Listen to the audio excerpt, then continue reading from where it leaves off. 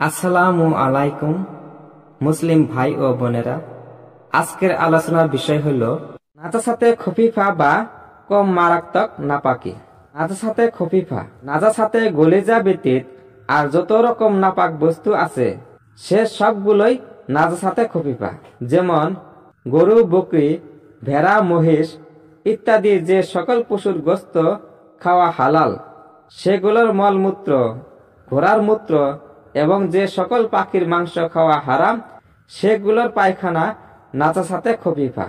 এ ধরনের নাজাসাত শরীর অথবা কাপড় চোপড়ে লাগলে যে অংশে লাগছে সেই অংশের 1/4 হতে কম হলেও মাপ। যে সকল কাপড়ের অংশ নেই, যেমন চাদর, পাগড়ি, পেটিকোট ইত্যাদি, সেগুলোর পুরা কাপড়ের 1/4 ধরতে হবে। সেগুলোর পুরা কাপড়ের 1/4 ধরতে হবে। আর যদি শরীর বা জামা কাপড়ের 1/4 অথবা তার চেয়ে অধিক স্থানে এ ধরনের নাজাসাত লাগে তাহলে তা নিয়ে নামাজ আদায় করা জায়েজ হবে না। পরের ভিডিওতে আপনারা নাজাসাত সম্পর্কে কয়েকটি মশলা শুনতে পারবেন।